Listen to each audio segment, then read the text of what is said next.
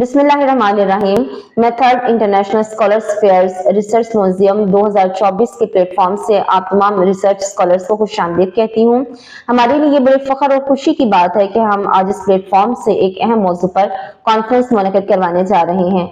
इस कॉन्फ्रेंस के आगाज से पहले मैं इस इदारे के चंद बुनियादी मकासद आपकी गोशगुजार करना चाहती हूँ। इस इदारे का बुनियादी मकसद इल्म, अदब और तहकीक की तवीज अशात है। अपने क़याम के बाद से बहुत मुख्तसर अरसे में इस इदारे ने न सिर्फ मुख्तलिफ मौज़ूआत पर कॉन्फ्रेंसेस और वेबिनार्स मुनक़िद करवाए हैं, बल्कि आर्ट्स एंड ह्यूमैनिटीज के मौजू पर एक रिसर्च जर्नल का इजरा भी मुमकिन बना। आज इस कॉन्फ्रेंस के मौका पर मुझे स्कॉलर्स फेयर्स के बिहाफ पर यह बताते हुए खुशी महसूस हो रही है कि ये इदारा आपको एक ऐसा प्लेटफॉर्म मुहैया करने जा रहा है कि आप इंफरादी सतह पर या अपने इदारे की तरफ से इस स्कॉलर्स फेयर के इश्तराक के साथ वेबिनार्स मुनक़िद करवा सकते हैं। मुख्तलिफ मौज़ूआत पर अपने लेक्चर्स की सीरीज जो है वो आप रिकॉर्ड करवा सकते हैं। इसी तरह से आप वर्कशॉप सेशंस करवा सकते हैं, मुख्तलिफ मौज़ूआत पर ट्रेनिंग दे सकते हैं और इसके लिए आप स्कॉलर्स फेयर्स की टीम से रब्ता कर सकते हैं। अब हम अपनी आज की इस कॉन्फ्रेंस का बाकायदा आगाज करते हैं। जैसे कि हम जानते हैं कि इस कॉन्फ्रेंस का मौजू अल्लामा इकबाल और नौजवान है। नौजवान के हवाले से अल्लामा इकबाल फरमाते हैं, जवानों को मेरी आहें सहर दे, फिर इन शाही बच्चों को बालों पर दे, खुदाया आरज़ू मेरी यही है, मेरा नूरे बसीरत आम कर दे। फ़हीम अरशद का ताल्लुक इकबाल अकेडमी पाकिस्तान से है। आप IT के शोबे से वाबस्ता हैं, लेकिन उर्दू ज़बान अदब से ख़ास शगफ रखते हैं। उर्दू में MPhil किया है और PhD करने का इरादा रखते हैं। और अल्लामा इकबाल के हवाले से आप इल्मी अदबी हलकों में जाने पहचाने जाते हैं, माहिर इकबाल शनास के तौर पर जाने जाते हैं। आप अल्लामा इकबाल और नौजवान के हवाले से अपने ख्यालात का इजहार फरमाएंगे। बिस्मिल्लाहिर्रहमानिर्रहीम। I'm Chaudhry Fahim Arshad from Iqbal Academy, Pakistan. First of all, I would like to extend my gratitude to the Scholars Sphere for the opportunity you have given me to speak in this third International Symposium 2024. Let me introduce myself. I am a research scholar, writer, columnist, social media activist, and Iqbal scholar, having degree in computer science and then Urdu and Iqbaliyat, and nowadays pursuing my PhD from this university. For past 7 years, I have been writing columns in daily newspapers as well as monthly and quarterly magazines. I'm associated with IT department of Iqbal Academy, Pakistan. I have presented research papers in Pakistan and abroad. My research articles have been published in international journals of Y, X, and Z category. I'm awarded by Lama Iqbal Gold Medal by Kashf Darwesh Foundation, Lahore. Sir Dr. Muhammad Iqbal is great poet, philosopher, and the most influential politician of pre-partition of subcontinent. Although he belonged to a typical generation of 19th century, but his message stands timeless and is valid even in this modern age of cyber technology. Iqbal's thought is not for a specific time, particular region, or a certain race. Iqbal is a poet of every age and era. He disseminates universal message of peace and prosperity to the mankind. When Iqbal's theory of the self moves forward, grows in an individual, and lightens his moral and spiritual values, then this individual goes ahead and applies all his spiritual and moral values collectively. In other words, Iqbal emphasizes on the selfhood so that its results can be better achieved in the form of euphoria. As selfhood is the first link of rapture, his ideas are certainly one of the reasons for the creation of Pakistan, but it doesn't mean that his teachings ended with the establishment of a separate Muslim region according to Iqbal's dream. This is not the case at all. Iqbal's teachings were needed yesterday when the Muslim Ummah was scattered and there was no hope for them, and it is still needed today when this Ummah is surrounded by the deepest shadows of conspiracies.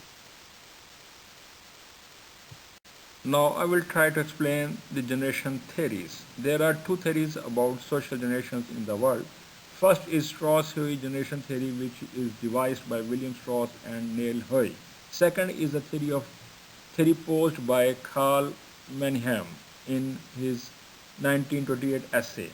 When we go through history of gerontology, it is astonished us that concept of the age gap and difference between older generation to younger generation is defined and described by Muslim scientist Bu Ali Sina, also known as Avicenna. Another Muslim scientist, Ibn al-Jazar, who described the problems of old age and the gap between the other generation. The study goes on, and in 19th century, both American and European researchers have worked to define this generation gap. It is a matter of fact that the new generation, differs from the old generation. It is emotional and intellectual attitudes. According to the Karl Manham, there are 8 generations during the last 2 centuries. We can better describe the time span and detail of the generations through the chart given below. This chart shows the time span from 1880 to 2030, which have 8 generations in this flowchart. If we put a bird eye view on era of the Gen Z, it reveals that they're born in the digital world where internet is grooming. They have some hybrid issues like environment, population, technology syndrome, diversity, authenticity of information, etc., etc. But in the case of Generation Alpha, they have some issues like attention span, creativity and imagination, data privacy, cybersecurity, unique challenges related to AI, as well as climate change, food security, and social mobilization. There is a huge gap between the Gen Y and Z and Alpha, which was not there in the previous generations. It is pertinent to mention that considering everything old as a bad is not fair. However, it is certain that we should define the present in the light of our past. There are many lessons hidden for us in the pages of the history, and if we keep looking at them, sometimes it can help to keep the scars on our chest fresh. We go through the list of writers, poets, intellect, philosophers, and leaders of the nation. We look Iqbal at the higher place amongst them, having solutions to the issues of our time. Iqbal emphasizes that it is very important for us to understand what was the secret of our progress in the past.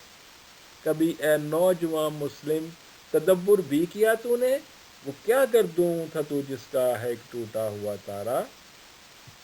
One side, Iqbal recaps the glorious past of the Muslim Ummah and wants to highlight the significant role of the youth in shaping the future. Young people today are the forefront of social movements and are increasingly aware of the power they hold to challenge the status quo and innovate for a better future. जहान ताज़ा की अफकार ताज़ा से है नमूद कि संगो खिश्त से होते नहीं जहां पैदा. Iqbal's message to youth to embrace intellectual independence and challenge conventional wisdom is highly relevant in the context of modern education and media consumption. करेंगे अहले नज़र ताज़ा बस्तियां आबाद, मेरी निगाह नहीं सुए कूफा व Baghdad. This whole discussion ends with this. Iqbal's philosophy encourages the youth of today to be bold in their pursuit of knowledge, self-realization, and social transformation. Iqbal, by addressing his son Javed, has actually addressed our new generation. Iqbal teaches the youth that you are the son of the nation of the last prophet. Your position is dignified and glorious. In golden ages of Islam, we had led the world in science, inventions, technology, literature, philosophy. Now we have to revive our glorious past. We have to learn upcoming technologies, focus on developing a strong understanding of technical concepts, while prioritizing leadership skills like communication, strategic vision, adaptability, continuous learning, stay ahead of rapidly evolving trends, all while aligning technology with broader business goals and ethical consideration. For doing all this, we have to get inspiration from Quran because it's highest inspiration in Iqbal's life and so do it should be for us. गर तुम्हें ख्वाही मुसलमान जीस्तन नेस मुमकिन जुज़्ब Quran जीस्तन. Thank you very much for your time to listen me.